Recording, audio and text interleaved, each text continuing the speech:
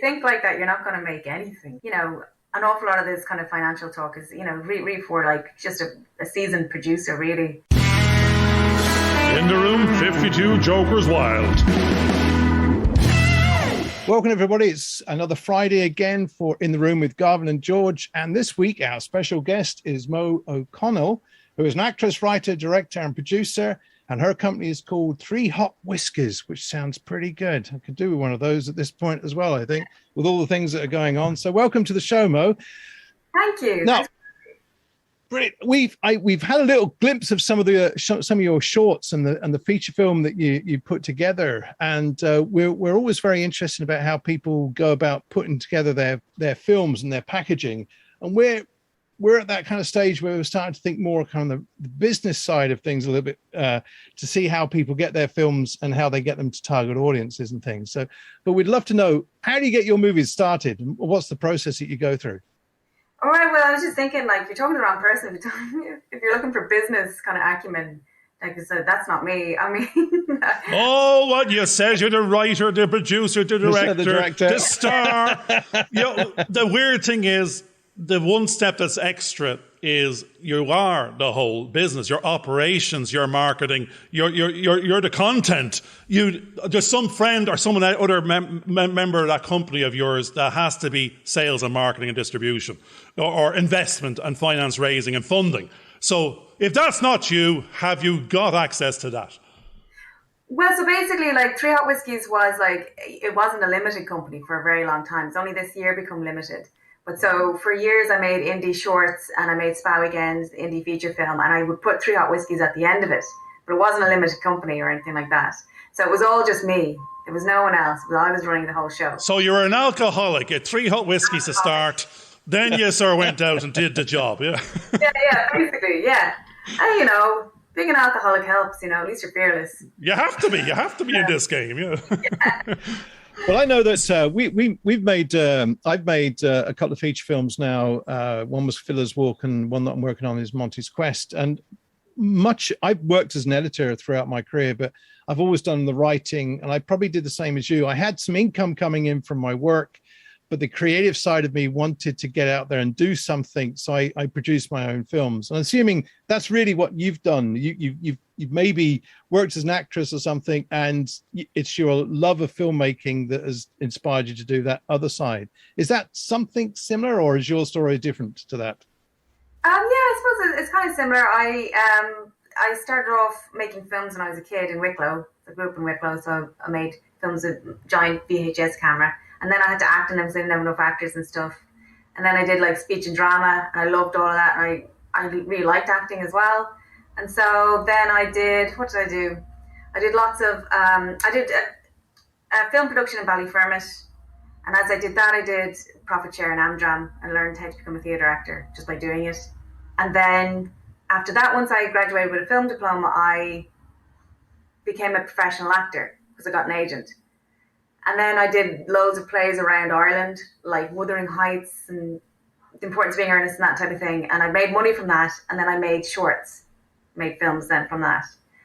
And then after that, I thought a director told me he used to teach at RADA, and he told me I should apply to RADA. And initially I went, nah. And then I thought, oh, fuck it, I'll just try, just see how far I get. And then I applied to RADA and I got into RADA. And so then I went to England and I did 3 years training at RADA. And became like classically trained actor or whatever. But I still wanted to make films. I made 3 shorts by that stage, and I co-produced a feature film already, and like all no budget kind of stuff. But they've done quite well, so I was quite happy.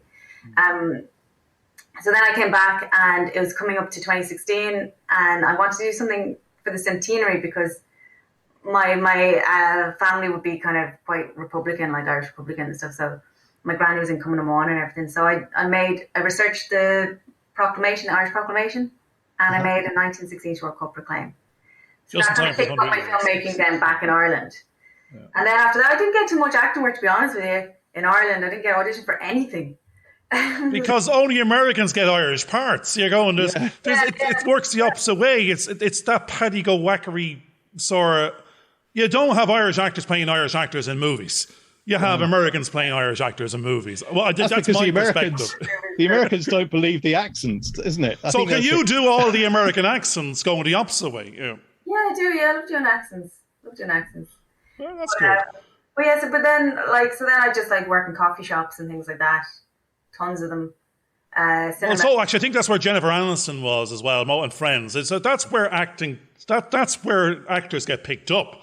You know, but it's which coffee shop? I mean, it's no point in being in the granny one at the bottom of the road. You got to be in Hollywood Heights or the Hollywood Boulevard, or I don't actually know where acting has moved to in terms of getting picked up and getting noticed, and you know. Yeah. The interesting thing about being an actor and working in coffee shops and or even anything, like my sons, when they went through university, they both worked in Sainsbury's, and they learned sales skills in Sainsbury's and how to deal with customers and how to deal with people. And I think that in a coffee shop, I mean, I worked in a coffee shop before, and I used to write when I was at film school in a coffee shop. And you got to see people, and you can people watch, and you could see the psychology that was going on, and it gives you ideas for writing scripts. I'm sure there's a lot of ideas comes from that experience. Oh yeah, absolutely. I mean, like when you have the energy, it's really hard. Like coffee shop stuff is not easy. Everyone thinks, oh, you work in a coffee shop, this is an easy job. Yeah, it's quite physical, you know. And when it gets busy, like. Things is like I'm not thinking about a script at that point. Are you an expert barista is what we want to know. Are you just slapping the spoon of Nescafe in? I'm pretty good barista now, I have to say. But and I won't like it going into a coffee shop if they have bad milk. I'll be really annoyed if they burn my milk. Right. Oh no, that actually the gas thing is we found a common denominator between us all. You've worked in a coffee shop, he's in a coffee shop writing, I own a coffee shop. So I mean I am my own best customer. Except for I thought it was Starbucks and it was actually Starbucks. There was a bunch of grannies in the corner bringing their own tea bags with them, looking for hot water, and I'm in the other side going, taking up 4 chairs by myself because I'm quite a big guy. So, but I was not meant to get into business of coffee shops. I was actually an accountant, and I was doing my accountancy work in the corner. So it's like you could be writing your next screenplay while sitting in the coffee shop. So what you see in front of you is not someone with no job doing nothing, passing the time of day. It's actually the next breakout Quentin Tarantino movie in the making. You know, so do you do your best work in coffee shops in terms of writing your next screenplays? No, I never. No, I have to write it by myself. I can't deal with that distraction. Some people like distraction. I don't. I like to be by myself and talk to myself. And I like to, like anything I find funny, I'll just write it down or it'll make me giggle. And if I was in that coffee shop, I would just get self-conscious. People think I'm insane, you know? Yeah. So, or I'll say the lines out to myself. See if someone... So I think we've got something in common there, George, now, because I'm an outside talker. I think I'm talking inside my head. I'm not. I'm actually talking outside. So we're very alike because we're actually having that conversation with our me, myself, and I, our superego, or id libido. We're having that chat about what will work and not work. That's why I need the other 3 seats around me in a coffee shop, because I'm having the full-on discussion. You know, it seems like you're doing the same. He from one seat and moves to the other, so he can actually listen to what. No, actually, there's the thing. You're actually playing all the roles. You're playing the writer. You're actually acting out the parts. You're visualizing it as you go. But then you have to, to bring it to screen. You're saying I'm sure it's what we're finding is it's harder and harder and harder for indie producers to attract any type of finance because the investor has left the market. He was never really in the market. It was a very risky investment. Anything under 2 million, they can't figure out how they're going to get paid. The Netflixes are reducing what they're offering, the streamers, the Amazons. They're taking all the upside and they're removing the reward for any investor. So what we're finding is, how are you going, actually, you as a prime example now, in the absence of you being hired onto someone else's movie, have you a new feature in development, and are you moving more closer to that business hat to basically maybe attract that money to get that made? I mean, I don't know. It's so hard to kind of have a 2-year plan or a 3-year plan in the film industry that, acting you can make shit up if you want. See what happens. Well, that's what we're doing. That's exactly what we're doing. Yeah. So I'm working with Screen Ireland. I got funding to develop a feature film for my short film Girls. Oh. So I'm co-writing that now with Gemma Cray. I'm going to stop you right there for a second. I actually watched your short, girls. I'm still traumatized. You know, I was led very, very, oh, this is going to be about a bunch of girls, this now. Oh, no, honestly, please go watch that one. And if you come back and you're not traumatized, I don't know. I can see how you're going to get the screening to the next level, because it is quite. It's addressing an awful lot of issues, all right. But I didn't know what I was about to watch, and therefore, if I had been in the movies, I would have been in next door watching the comedy. That was a bit hard for me to watch. Okay, yeah, no, it is, because I usually make comedies, but that is probably one of that's a social realist drama, I suppose. Yeah. So the feature has developed on from that, and we have our first draft, and we were talking to producers and things like that, and so it's just about finding the right production house for it. And you apply for more Screen Ireland funding, basically, with that production house behind you, and then eventually production funding, and you shoot the thing then. So that's the plan, but we have to get the right producer, the right production company. And how many versions of the script would you go through? Because we were talking to a chap recently who went through 9 versions and spent the last 10 years working on it. And you kind of think, well, I'm an editor, and I would normally edit things, which is also storytelling process. And there is a point where you do something and then you kind of go, okay, well, I'll tweak a little bit, but then I need to leave it because no one's going to pay me anymore to do any more than what we're doing. And if you keep working at it, you can actually pull the thing. It's like a jumper. You can pull it apart accidentally, and it's turned into something that's more of a mush than anything else. Would you have a process that you'd go through to limit the number of times you go through writing a script, or would you keep working away at it?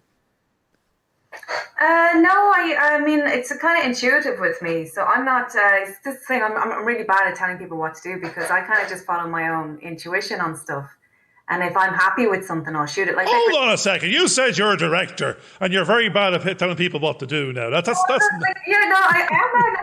bad, but I can't, when I'm writing something, it's kind of unusual when an idea comes to you, and it's kind of special, and you kind of nourish it. And then you have a bit of courage, and you try to bring it into the world and stuff.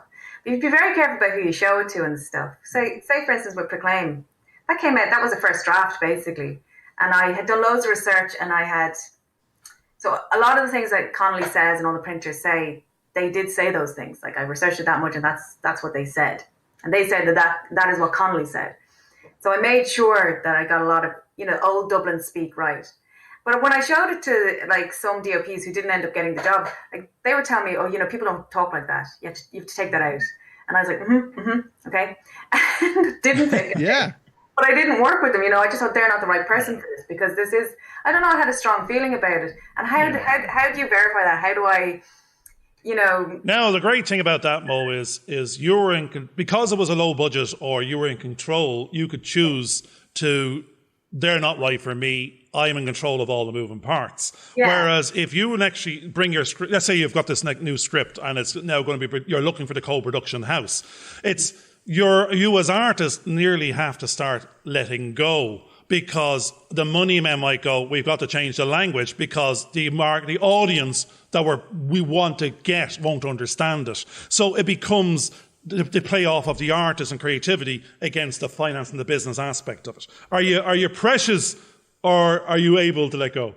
Well, I mean, it would depend on what they're asking me to let go. So that's the thing. If it was something that I just, then I wouldn't go with them then. And I'd back away, and I'd find someone else who's right for it. But I mean, if there was something that I could let go, then I would. I mean, I'm not necessarily precious, but I would fight for something that I thought was right, That's great. And I think that's an important aspect, because I know that about 20 years ago, there was a project that we were working on, and I'd actually got a whole load of people in Belfast to act in it, and we got crew, and we got everything else. It was a low budget film. Next to no budget. It was something we wanted to do to start the thing rolling.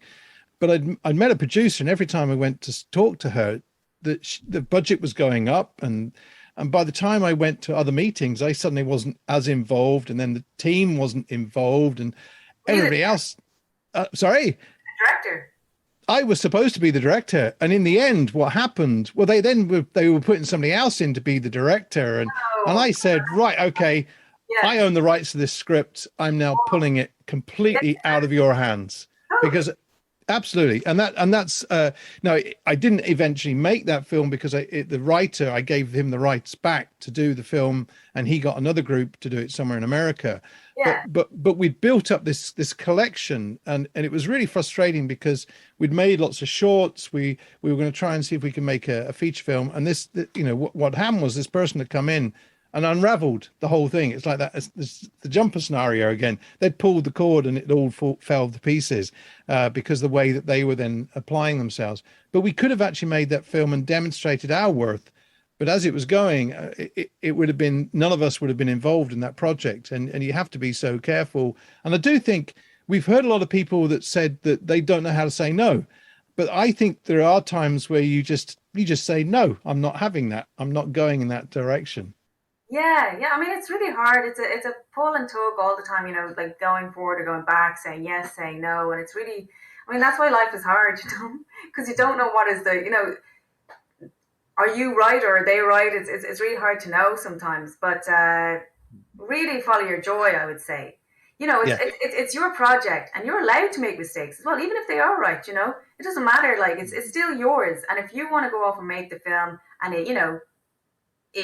there might be imperfections, and there's imperfections with every film in the end. Well, that's where the businessman here jumps back in and goes, I keep on saying to George, it's not yours anymore. What it is to take the language easy, in the sense of the journey from short to feature is a journey from, let's say no budget to, what do you think that feature is? Is it 500,000 something, 1 million, or 2 million? What size is that feature in your mind based on the first pass of your understanding of it without doing a line budget? Because that means it's beyond the grant money or the soft money. It's someone else's money. The co-production house is not a co-production house. It's getting its money from some investor. And that investor wants a return. It wants a scene and it wants it paid back. So the third language that I'm using normally is the money is facilitating the vision and the creativity getting to be made to get to an audience. But it's no longer anyone's. Actually, it's 100% owned by the investor. It is not owned by the scriptwriter or the cameraman or anyone else, because everyone got their payday. How do you feel about that sort of ideology about that journey? Or I definitely understand it, but I still think at the end of the day, it's a bet. I mean, no one knows the outcome. But usually it's a hedge bet. It's people don't bet with an idea they're 99% of the time going to lose, and that's the problem with raising finance for indie production. So very few are getting made. And the journey you're currently on, even with the soft money involved, is it has to attract the hard money, and will it? And what it's saying is this will get made, it has an audience, enough of an audience will watch it for the investor to get his money back and a return. Yeah, but that's what every film, not just with indie film. That's what the big.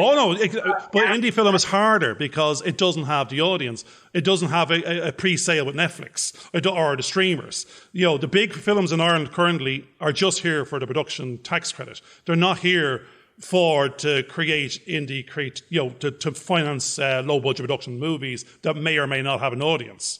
They have an audience, if you don't make sense. Yeah, but I still think as well, if they don't, support the director, if they undermine the director, they've undermined their film. Oh, no, yes. There's no one, it is taking a bet on the director. So the director, is the one who has to say at the end of the day, regardless whether it's an indie film or, Actually, an interesting thing we read yesterday now is this chap, I never get his name right. I'm hoping George I can remember his name. It's this guy, Stephen Fellows. I don't know which one it is. Stephen Fellows.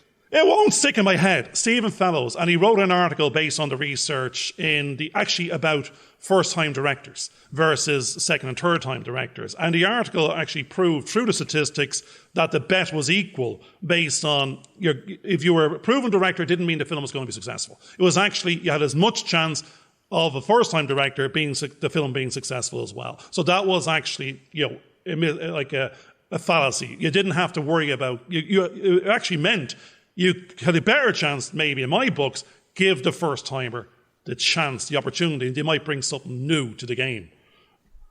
I mean, often they hit on a zeitgeist, so they hit on something that's happening, like what's his name, Ari Aster or something. When he made Hereditary. Hereditary did quite well, didn't it? But I mean, I think it was around the time people were quite scared. There was there was a threat of another recession or something, and Yeah. You know, so there's things that happen kind of globally, kind of psychologically to people at the exact same time. So when a film comes out by a new director, you know, it can blow up. So, and I think because because a new director will have a fresh look on the fresh perspective on what's going on the world, which if the money people came in, they're looking for something that previously generated an income form they want to repeat, which is why we constantly have sequels. But with a fresh eye, the only way you can do it is if it's a new director coming through and trying to push their view of the world. And I think that becomes an important part of that kind of process. Now, I mean, I've done at least 2 feature films now without a particular budget, but we've worked something out as a producer with them, and this next part of the journey is to see how we get funding for a project, and we've got a model that we're going to work with that one. You'd mentioned earlier on that you'd co-produced a film. Were you acting in that, or was your role purely as the co-producer? And if it was, what were you doing? I was a co-producer, so this is like very much like no budget kind of a thing, but it was called Fur Coat No Knickers, and it was before I went to RADA, and it was one of Ireland's first gay romantic comedies, feature film, and it opened. That's my throwaway saying. I've got about 30 shows where I'm chucking that in every other sentence. Actually, what I am is I am actually Fur Coat No Knickers. I have a big house, no money. You know, it's like it's a big car, but no money for the petrol. But that's it. It's about perception. And actually, another bit I think you're going to like it is it's smoke and mirrors. So it's Fur Coat No Knickers, smoke and mirrors, and 3 whiskies by the looks of it. And I think you go out disco dancing, and you're going to make things happen because you got to get out, you got to network to get work, and that's what I think you were saying earlier on. You know, the thing is, we all have the skill sets, but it's who gets seen, who gets heard, gets the opportunity. Yeah. But tell us a little bit more about your process, though, so that because we know what Garvin's process is, but it'd be really good to get your. I'm looking for me knickers now. That's I just say. Yeah, that's it. You go look for your knickers, and we'll get Mo to tell about her process. I think that would be quite interesting at this stage. Just like starting to write and film it, or no, it was the co-producing, because you were saying that you were co-producing. So it's again a little bit of an insight of your experience of that role that you took on for that particular film, and what did you find yourself doing? Sure. So it was a friend of mine called Paul Ward. So he'd written it, and he was going to direct it, and he'd done a short of it. We had applied to Screen Ireland. They were initially interested. And then they eventually said no, they weren't going to give it any funding, whatever. So we just thought we'd do it ourselves. So we put in our own money. I put in money, so I put in my own money. So that's. Did you get it back? Did you get it back? You're an investor. No. There was like I think it was about 3 producers on, and we all put money into it. And then I just basically organised the shoot. I got a really good DOP, Arthur Mulhern, who had just graduated from DLIDT. He also shot Girls as well, actually. And he went on to England then. He went to the National Film School over there. He's awesome. So he shot it, and we shot it on, God, I can't remember. It was a really good camera at the time, but it wasn't the best. It was like the second best or something. Yeah, red something. It might be. No, I actually don't think it was a Red. Was just coming out at the time, and we were like, oh my God, there's this new camera called a Red. But anyway, so and then I was part of like an acting troupe, and we cast from there because, you know, we all knew each other, and we'd worked with each other. We knew what we could do and stuff. And so Paul and I cast from there, and got some really great actors and really great performances. It was kind of a romantic comedy basically between 2 guys. And then we got some support from the gay community as well. And we opened Gays in Dublin. So basically it was just organising the shoots, kind of production management is what I did. I drove people around. I gave money. I paid people. I gave people gifts and thanked them and made sure that everyone felt happy, and lots of food, good food. It was kind of just basic stuff, like, you know, it's not. And I mean, we did sell it to TLA in Florida in the end. But I mean, like.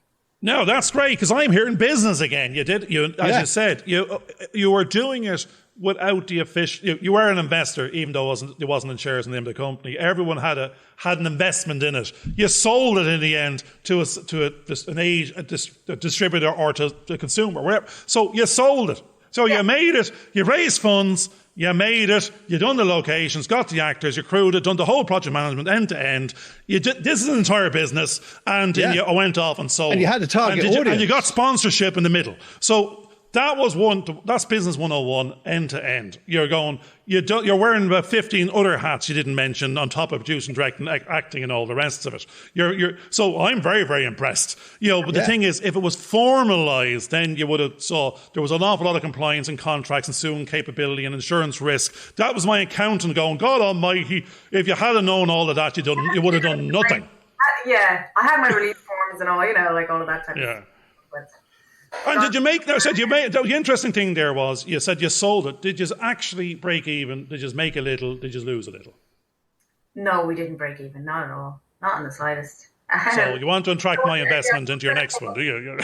That would be nice. That would be nice. But I mean, it just takes ages to get to that point. I mean, unless you're born rich, it's very difficult to begin in the filmmaking community and make money immediately. Yeah. No, and it's actually even the next step you were saying is it's very, very difficult to stay motivated and keep on going and not just go get a job. Yeah. Because So I've suffered that. That second movie that I'm still working on was shot 12 years ago. I'd edited it or most of it and was working on graphics, and my dad died. And then every time I went back to the movie, I actually got this sinking feeling every time I opened it up in the edit suite. I had to close it down. Yeah. And it's only now that, because I looked at it about 18 months ago and I had the same kind of, almost like nausea. And now I've opened it up and I'm looking at it as a fresh movie, that almost as though I haven't seen it before. And I'm now reworking. I edited the first 6 scenes last night. And I went, I can work on this now. Yeah. And it's that motivation is coming back, but it's only because we've been talking to other filmmakers and you kind of went, we got a family of people together to make that movie, that I want to make sure that they know that there was something there to, for all the effort they did, even though it was 12 years ago. And I think that is something, again, being part of a filmmaking community. You said you were part of a troupe.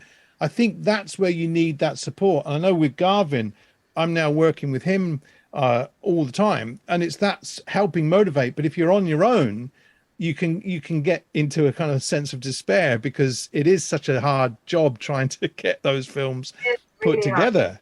Yeah. I mean, have you experienced anything similar to that in your own career? Similar to kind of leaving, being just a project that sort of seemed to struggle and you didn't know when to let go or whether to keep on going with it. Well, there was a short called Motherhood, which was very difficult to bring into the world. It was funny because it was about motherhood, and it was, I always see every film as like you're giving birth. Well, that's how I view it anyway, and some of them come out very easily and joyfully. And this one had a fight. Like, she did not want to come into the world. And I was just, oh my God, clashing schedules. There was a really difficult DOP initially for the first shoot. And I got a new DOP and reshot because stuff was terrible. And she was just horrible on set as well with everyone. So I got a new guy in, and then that was easy to work with him. And then people's schedules, the cast really wanted to do it, but everything started to clash. And then I told the producer not to look at the footage, because I have Adobe Premiere. I can't edit. She hadn't chosen me as the editor yet. She was thinking of paying someone to edit. I was like, okay, if you don't have enough money, listen, I am here if you want me to do it. I can edit, Yeah. It's backup. But what you have to do is not look at the footage on a laptop. If you do that on a laptop, it will, on your Apple laptop, it will format it to Final Cut. And I won't be able to look at it on Adobe, which is on my PC. Yeah. She said, no, I won't do that. What did she do? She went and she did it. Because we had 3 dates that were all very separated by a couple of months because of people's schedules clashing. And so she was dying to look at it. Then she looked at it. So it was just like, I can't look at this footage. Because she asked me to edit it then in the end. And I couldn't look at it. I couldn't open it up. I was like, look at the footage. And she did. And so then it was corrupted. That's the experience I've just had. Because I looked at my stuff from 18 months ago and it was all out of sync. And it wasn't a case of going and tweaking something. every shot was totally out of sync. And I'd gone from Final Cut Pro to Adobe, and I'm now on Adobe. So those are fascinating insights of the problems that you actually do have, with those sort of things. But again, my wife happens to be a midwife. So I appreciate that idea of birthing a movie and getting it out there, and how difficult the labor is to try and get that whole thing going. So I love that kind of analogy of the whole thing. But you did manage to succeed with that film, through. It finally came out. I was quite happy with it. I edited it. So what happened was I had it uncorrupted by the DOP. The DOP knew what to do, so he was able to. But it took him a whole 48 hours or something. He was in the middle of it. And accountancy speak there is 48 hours, 7 hours. That's a week's work at 500 quid a day, $3,000 a budget done by a favor. But that's the thing is, if the community that you're working with or on these low budget movies, this is their testimonial. They're willing to give back. They're willing to pay forward. But as you said, if you have a mortgage, if you've got that real baby crying in the corner, you've got to be able to feed it. That's the hardness in the production. So we're entering the market now going, there's a particular pain in anything under £1 million to get made. It cannot find the investors because I, as an accountant, I'm going, they can't even hear what the return might be. Actually, there's an interesting article about Netflix yesterday, or again by Stephen Follows, and he was saying this is what they want, and they've taken away the upside. They might buy the production, but what they're interested in is the audience you're bringing to translate into subscribers to them. If it cannot be evidence in your pitch, then you will not even get heard. It's because there's so many pitching to them to get access to their end audience, particularly as an indie producer. So what one interesting thing is what's actually breaking through is the likes of people that have their own followers on YouTube as actors, or being put in as actors, I should say. So are you looking to sort of maybe get your next feature with a couple of YouTube influencers hidden in it to have their pre-audience, or is it just staying to the mainstream actors? We give them their day rate of equity. No, I'm not necessarily into YouTube. I don't know anything about YouTube or influencers or anything. I think they're funny, but I don't really know much about them. And as I say, I just go with my intuition. So I write something I really, really love. And then I go out and I try to find the actors who are right for it. And again, I pray a lot. I just kind of go, God, is this no, actually, you're a Catholic. I don't know if you're a Catholic Irish girl. You pray a lot. Who are you praying to? Are you actually are you religious? Are you praying? Or is it just that's a self-affirmation and going, please, universe, will you sort this one out for me? Well, it's trying to listen to your kind of intuition and to your gut, which I think is your connection to God. So try to always keep within that. I think you're talking to an atheist on one hand, and you're talking to a deacon in training on the other.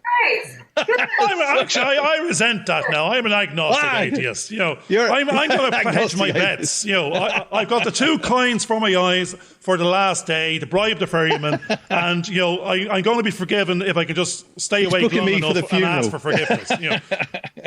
But what's interesting is we're asking the universe, or we're asking God for a little bit of help to get over the hurdle, so to make something good. Because we believe in ourselves and we believe in others. So that's what I'm really hearing there. It's you believe in your story, it needs to get made, it needs to get seen. And it needs to be the right people. It's not at any cost. Yeah, there's happy accidents, isn't there? I mean, because all the way through my career, it's happy accidents that have we're getting close to 100 podcasts. We're nearly there, which have been doing this last year. And there's no way you could have worked out who we were going to get. It's just all by chance. So we're working by the same sort of principles. And all of a sudden, these doors open up that you just never imagined. And you're getting to meet some amazing people through this activity that we're doing. But we're also able to use it as research to develop our particular model of how we want to make films and move things forward. But it is that kind of...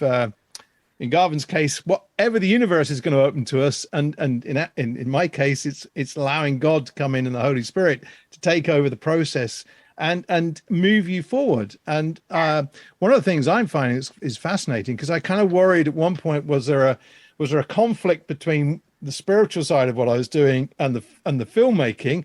And I'm finding they complement each other like nobody's business. So you have to go with the flow. It's interesting. I find lots of people kind of feel guilty about being creative or something. But I'm like, what did God do? He only created, so it's part of the natural expansion and breath of him. So I wouldn't distrust it necessarily. Absolutely. So long as you're not hurting anyone, there's nothing. Yes. Now, actually, I'm going to jump back to, I've just realised why there was 3 whiskies, and it's the Father, the Son, and the Holy Ghost is what's going on here. And they're all having a good time because the whiskey's Irish. Yeah. Well, actually, I'm one of 3 sisters, and my dad at Christmas time, whenever he wanted us to go to sleep because we were so excited for Santa, he would just give us like a tiny bit of. He'd go, "Do you want a whiskey?" And we'd be like, "Yeah." It was these tiny hot whiskies that he'd just kind of pour out from his own. He was tired. And, we'd be like, and they wonder why we have this perception as a nation of alcos. You go, we're feeding the babies hot whiskies, And again, the pint of Guinness in the pub as well. But so we're on the journey of your. Actually, you've said some positive things a little bit earlier on. Being you've got the short to feature jump. You've got the interest of the national, Screen Skills or Screen Ireland and the bodies that matter to give you that soft money. So there are win-win-wins across the board. You've got to get out of jail-free cards. You're on the journey to find as you said, the team, because it's the other side to now fulfill that. So you're going out to pitch it. So I mean. Where are you in that journey now? Is it a case of have you got your team to go, your pitch team, you might as well say, to go find that next bunch, or have you a fair few ideas of who those people already are? No, not at all. So it's myself and Gemma. We're the co-writer of that. It's called Fair Game, which is what Girls Must Become.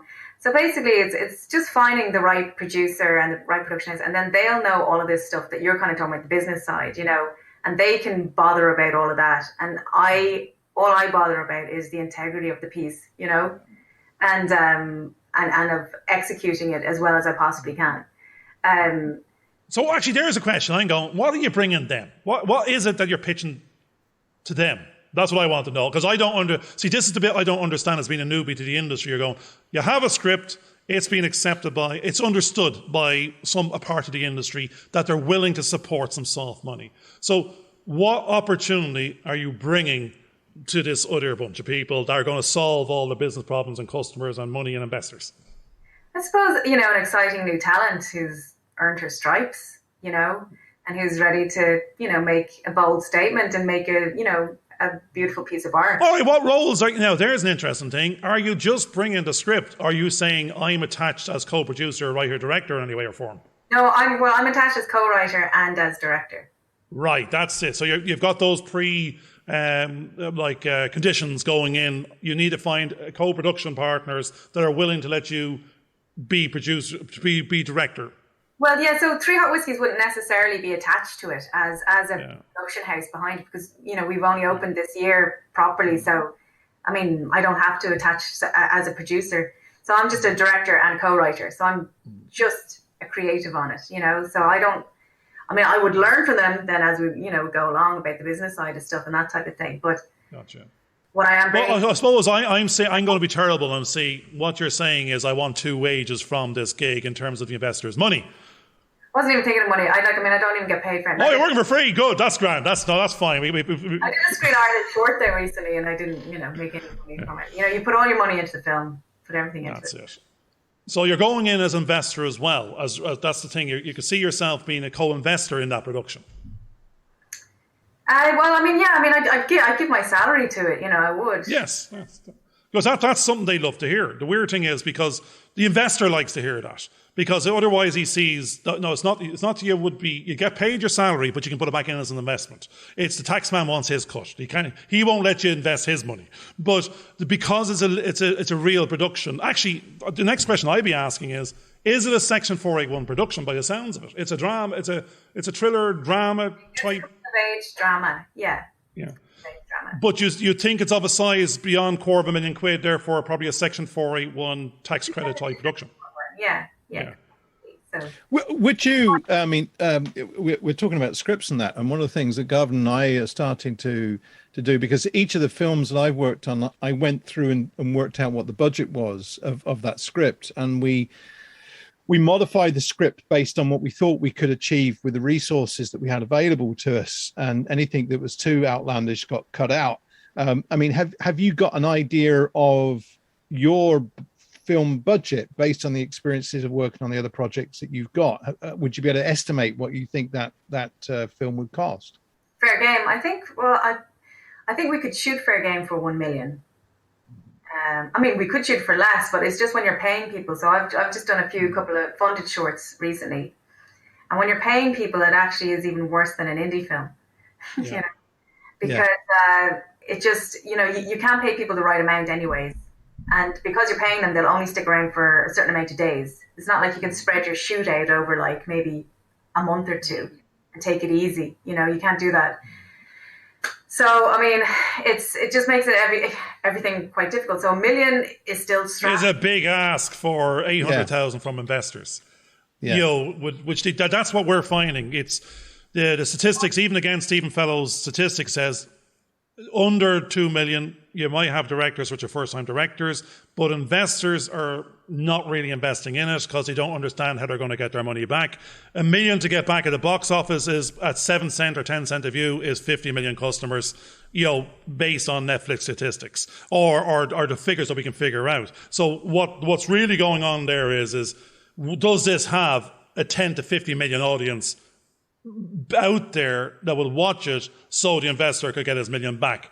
Not his million back. He's not interested. He's interested in 10 million back and 5 million back and 2 million back because he can get 50% put in his pension in the morning. You know, no risk. So this is the weird business you're now in with the co-producers. You're going, how do I attract someone's £1 million to my story that I get a 50 grand wage out of for doing 6 months of work on it? You know, it's what it starts translating back into. And that's why everyone we're talking to is there's not great stories and breakout opportunities. What it is the whole game is wrapped in whose money is it, who's paying the wage, who's paying for this opportunity, and will they get their money back? Do you feel it's getting harder or easier? Well, I've never really gotten paid from filmmaking, so it's all the same to me. Well, do you want to get paid from filmmaking? I mean, I would, obviously I would, but I mean, that's the dream, but at the same time, if you think like that, you're not going to make anything. You know, an awful lot of this kind of financial talk is, you know, really for just a seasoned producer, really. Yeah. I mean, you're talking to a director. I'm an artist, so, you know. Right, that's it. This is just... No, but you've done great. The casting is, as artists, you've stepped into the realm of all the other roles because you couldn't wait for someone to give you the money. You've actually took on all the other business roles. Yeah, and I mean, producer, but I mean, I was just production managing so I could kind of get the film made, you know, so that's basically it. But well, there you go. As we were speaking, you're in demand, which is a great thing about it. No, really appreciate your time, Mo. And as I said, we've learned a lot from you, and we're watching keenly from the edges, you know, your progress. Thanks for your insights for what you've been doing. Actually, it is motivating us. I think that's really, really good that we've heard from you and what you're saying. And I think there's a lot of things that you're able to offer through this conversation to other filmmakers who are trying to do the same kind of thing, especially that thing about encouragement. And I like what you were talking about, seeing a film as a baby about to be given birth to. And it resonates with me because of the connections I've got. So I thought that was fantastic. So look, thanks for your time today. We really do appreciate that. Okay. Thanks a lot, Mo. Really appreciate that. Best of luck with fair game. And have 3 whiskies on us. Right? Take care. All the best. Thanks a lot, Ben. Bye for now. Hope you enjoyed this video. Please subscribe and click on the bell for notifications.